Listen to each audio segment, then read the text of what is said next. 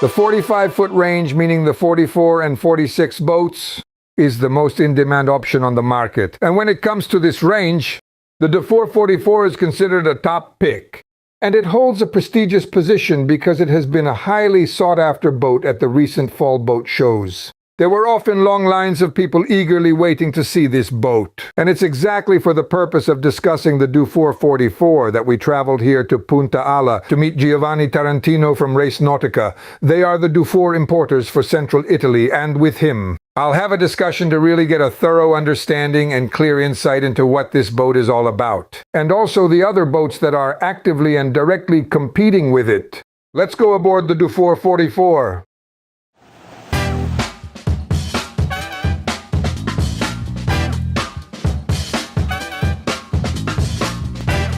Once again, to talk about the Dufour, we came here right in front of the Sparviero Island because this landscape is absolutely one of a kind.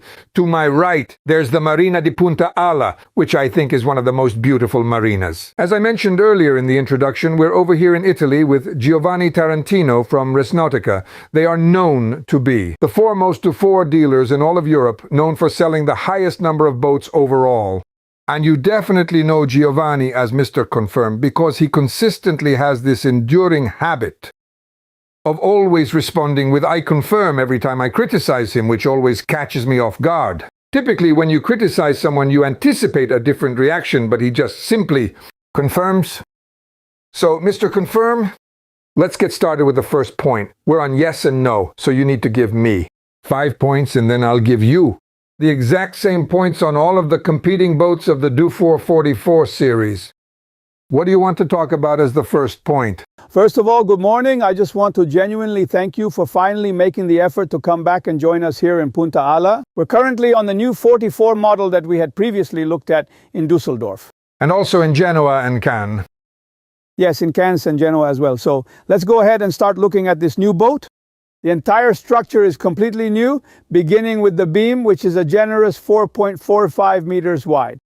And as the first point, I would emphasize the deck equipment because for a cruising boat that is specifically designed for comfortable cruising, anyone who is still keen on making adjustments and wants to achieve performance nearly on par with a racing boat has at their disposal 6 winches, easily adjustable tracks directly from the cockpit, and also some really top-notch, exceptionally high-performance sails.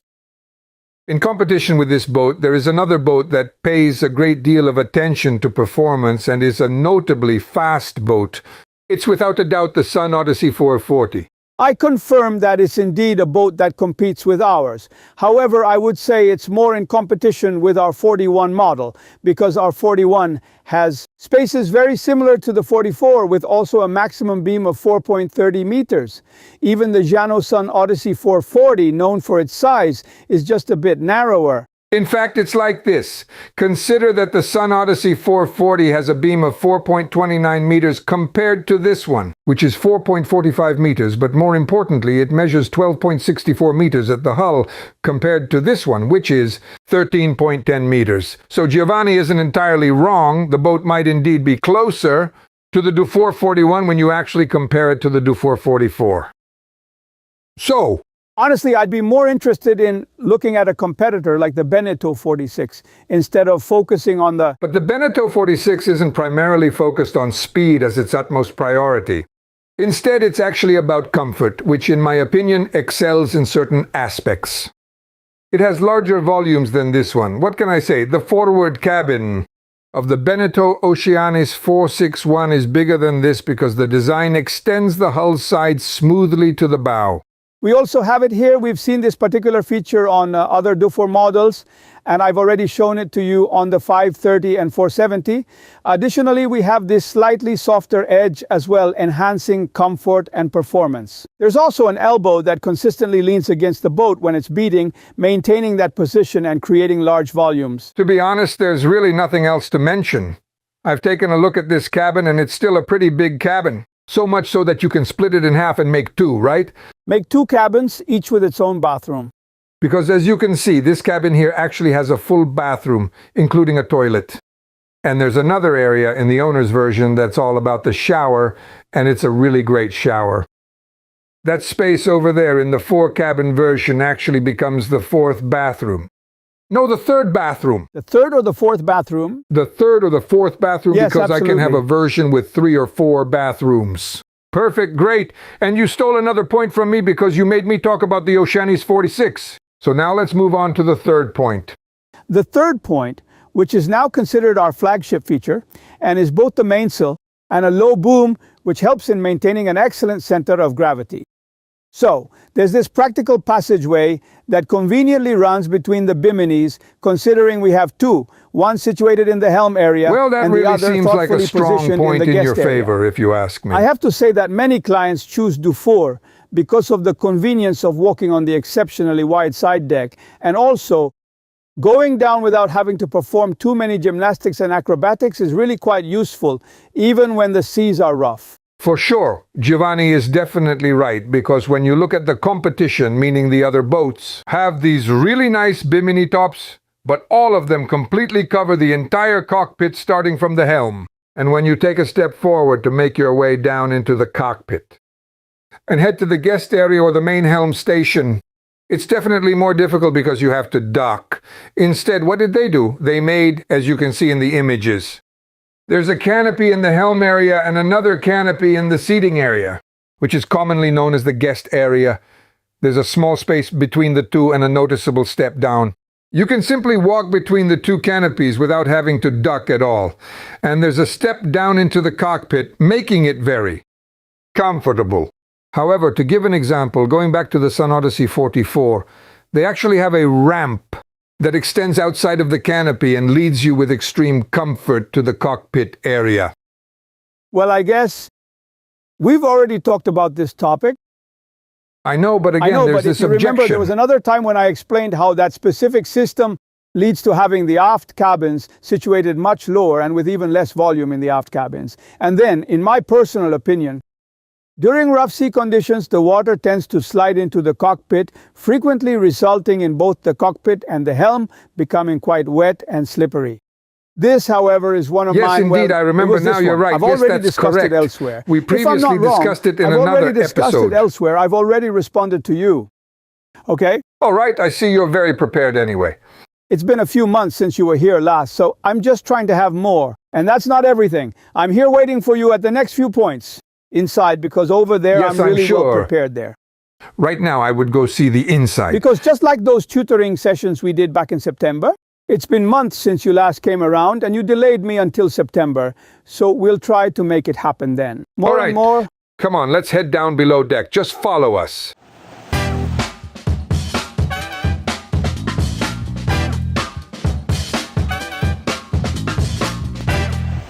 Point number 4, the interiors, and I have a feeling you're going to tell me more than one thing. Am I wrong? I confirm. You confirm, all right? Let's start with the first thing. From this original kitchen where you have the sink, and on the opposite side you find the fridge along with the stove. This is a classic Dufour layout similar to what they initially introduced on the earlier 500 or 510 models. It was designed by confirm. Umberto Felci. A beautiful thing. If I'm being honest, I really prefer a kitchen that's similar to the one on the Oceanis 461, that stretches from the bathroom to the bulkhead, with everything built in. It's incredibly massive. It's really very comfortable. So what do you think? I totally agree that it can be really comfortable, and for an extra €1,000, you have the option to get the entire kitchen setup you see here. Extending from bulkhead to bulkhead. We have the whole kitchen. And that's exactly what we're looking at in the image. As you can see, you have the option to have interiors in teak like these, or you could go for lighter interiors. These are the darker ones, and then there's the These standard are the tech standard version. ones in teak, otherwise we have the oak ones for an extra charge. That's great, perfect. So with the kitchen, you more or less have the option to provide me with additional comfort if I don't prefer this type of kitchen. And what else did you want to tell me? I wanted to mention that the boat, just like we discussed in Dusseldorf and much like the 41, comes equipped with the area on the left as you go down, which is a shower compartment and is part of the boat's standard configuration. Alternatively, we can also have a version with a full bathroom. And there's something new. Well, which is the little treat I was eagerly waiting to unwrap, which is something that some people have criticized us for, that we no longer have a real chart table. Although, in my opinion, nowadays you do it on the laptop on the table, but... So, for example, you know it's the usual kind of setup. The Sun Odyssey 440 has proper traditional chart table, just like the chart tables they used to have back in the day. And we actually even have an office where there's a chart table. Where do you have it? We've got it located at the stern, right when you enter. We've replaced the bathroom and shower area with a full-fledged office, so it stretches out even more than before. That's really impressive. The interior has been completely changed. There is no longer this partition, and as you can clearly see for yourself, there is the possibility to have a dedicated seating area with a small table and a proper chart table. So even when I'm just sitting there, I can still see everything around me. I'm open. That's also a nice solution. So finding a boat where we have the option of choosing either a transverse kitchen or a longitudinal kitchen, and we can choose to have it equipped with a shower and another separate full bathroom with a shower. There are options for 2 aft bathrooms or even a large chart table, a spacious, large office that can also be comfortably used in winter. You say it's a very versatile boat, and yes, it adapts very well to the various requirements. Absolutely. Listen, one last thing I want to ask you, because it has always left me feeling like this hexagonal table. What do you think? You know, we really should consult with our architect Lucardizio regarding this hexagonal table, considering he's the one who designed the interiors. I must say it's very popular because it allows more people to sit comfortably, and then the 3 poofs can easily be arranged or flexibly moved around as needed. And then the 3 poofs can also be positioned all together. In this spot, they fit into each other, and what we end up with is another sofa and a chaise lounge on the other side. I understand. I have to say it's really unique, but I'm having a hard time imagining how it would be used while on a summer vacation. But it's definitely original, and it gives me a little bit more space in the dinette because it's not the classic long table. To move around, it remains a comfortable table, and you can also choose a version that cleverly lowers to easily transform into a cozy bed. A bed. All right. Having said that, instead let's go outside. We head out to the ocean, raise the sails, test the boat, and then you can give me your final thoughts. Perfect. You're welcome. Let's go!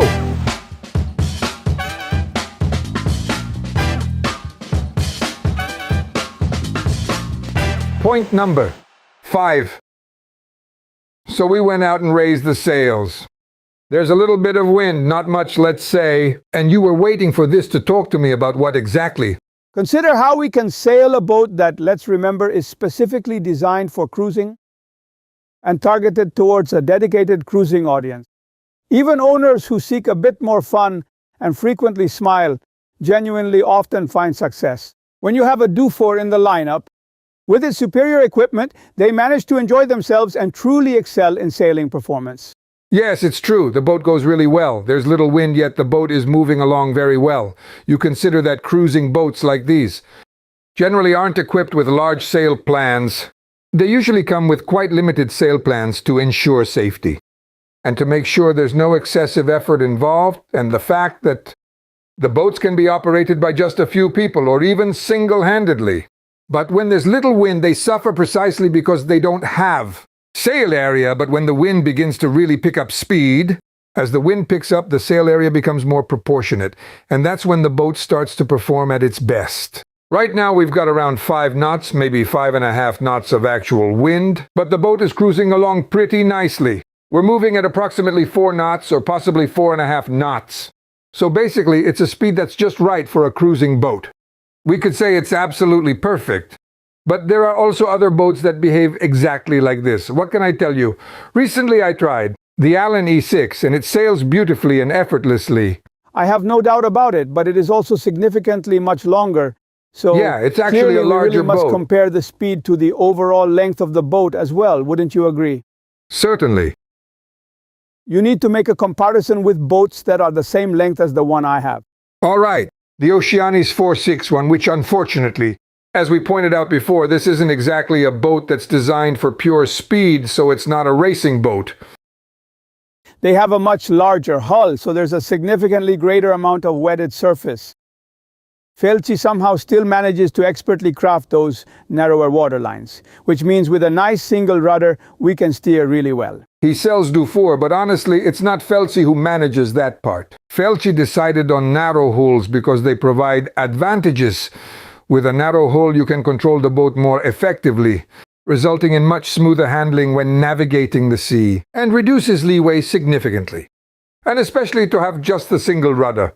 Umberto prefers all boats to have a single rudder, and he designs hulls that can accommodate it. Only one component of the rudder. On the other hand, the Oceanis 461, interestingly enough, is a boat that does exactly the opposite. It's actually a boat with a hull that necessarily needs to be wider and flatter, which requires two small rudders to effectively steer it because the central rudder, when the boat tilts a lot, the central rudder doesn't function anymore, so it has two smaller rudders to steer it. And you know that boat? Having a flat hull usually tends to drift a bit more than this particular one does. Interestingly, the Oceanis 461 has a lower freeboard, and the main reason for that is its overall hull design. Since it features a hull that's wide, their overall volumes are much lower. This one with a narrower hull design needs to rise a bit more to gain additional volume, so the freeboard also needs to rise slightly, just a little. These are different choices. I want to make a point as well because I understand what you're getting speaking, at, you know, and those factors cannot be overlooked. Otherwise, it's not a debate anymore. You're right, I just wanted to explain. So what you are saying is absolutely true. I cannot deny it. And in my opinion, they have actually gone with an exceptionally wide hull design to make sure to achieve optimal form stability. When the boat is anchored, they opted for a very wide hull and incorporated a roll bar, which leads to a center of gravity that's significantly higher than ours. The wider the boat is, the more it maintains its stability when it's anchored. We're not having center of gravity issues because, as we know, all Dufours have a very low boom, hence a significantly lower center of gravity, and with the boat constructed in a robust sandwich structure, managed to keep all the ballast weight low. Therefore, perhaps we are even arguably more consistently stable overall, especially at anchor, than they are in the face of swells during an evening with some wave activity. Excellent! As you can see, I can definitely confirm to you he's not just a boat importer.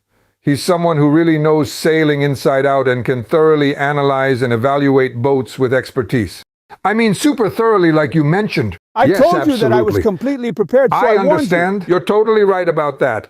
I believe we've also successfully covered this fifth point. I genuinely hope that this video has been of some help to you in exploring and comparing a variety of different boats. I see that he is really satisfied, so he had a good time, and because I'm truly getting very excited.